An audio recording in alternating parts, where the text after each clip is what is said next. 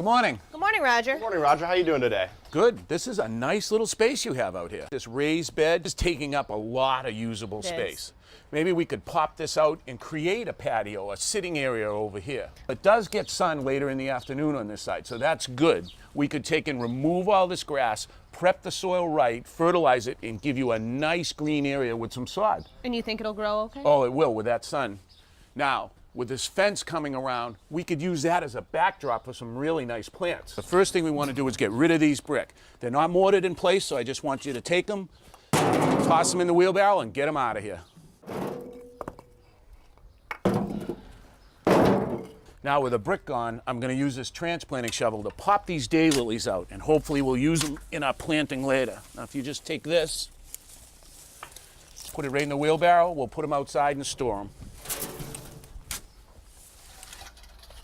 Well, that looks great. It's looking bigger already. Absolutely. All right, Josie, what we want to do over here is we want to strip the grass off of this area. So I want you to take the transplanting shovel, and now we're going to use it to grub out all the grass.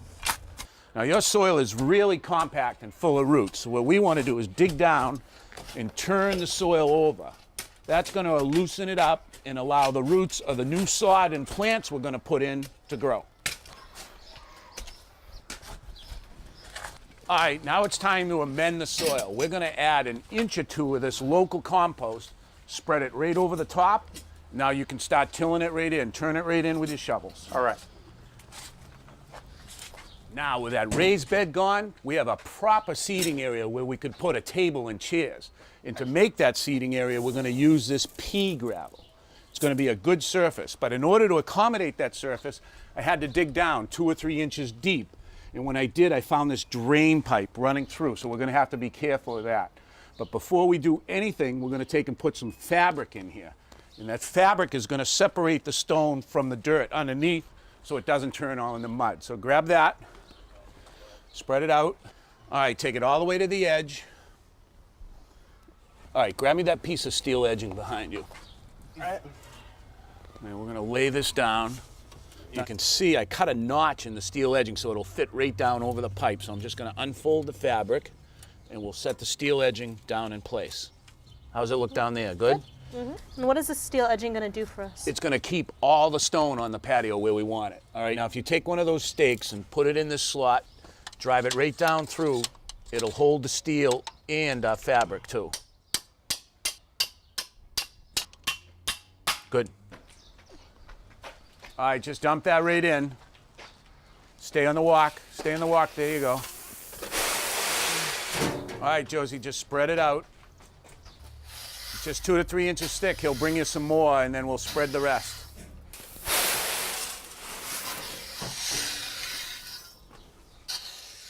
All right, let's recap for a second. All right. We're keeping the concrete walks. Yeah. We've got our stone in for our seating area. So now it's time to talk about plants. And the first thing I wanted to do is I wanted to put in a holly to block this alleyway. Now that's a beautiful plant. It's going to have red berries in it in the fall. In front of it, I'm going to use this spirea called Limelight. It has a pinkish purple flower on it. And look at the chartreuse color. Now in the corner, we're tight. So I wanted to use a fastigiate plant. That's a plant that's going to grow upright, not wide. So I chose this skip laurel. Then we'll put another spirea underneath it. Over in the corner, we really wanted a specimen tree, so we chose this Japanese red maple. Now, isn't that going to get pretty big? It will, under perfect conditions, it could get 30 or 40 feet tall. But here in the corner of your little garden, it's not going to grow that fast. You may have to do a little bit of yearly pruning on it, but I think it's worth it to have a statement like this in the corner. Now, every garden needs some drama. So for your garden, I brought a weeping Norway spruce. He still has the cones on it. Look at the new growth coming out, and look at the shape on that plant. How cool. I really like that. Well, let's get some plants in the ground. All right, take a whack the side of this first. All right, now I'm going to lift up on it. Take a hit down with the pot. Got it? Now you notice that the plant is slightly higher than the area around it. That's very important. We don't want to plant too low. Josie, if you throw some of that compost on the soil in the back, now we're just going to take it, mix the compost in, and then just backfill the plant. That's looking good. So this guy's ready for some water. Now I'm going to give all these plants a good soaking. Then I want you to put down a 2 to 3 inch layer of mulch. That's going to keep the weeds down, but more importantly, it's going to hold that moisture in the soil. So take and do all the plants and make sure you don't cover them up. Josie, the mulch looks great, especially that curve, and this is where we're going to put that little spot of sod. Before we put the sod down, I want to put some starter fertilizer down. We'll just take and rake that in lightly, and then we're ready to put down the grass. All right, now we want to take and tuck this right in so that we can't see the seam that's there. What I'm going to do is take a knife, and I'm going to cut a nice little graceful curve all the way down here.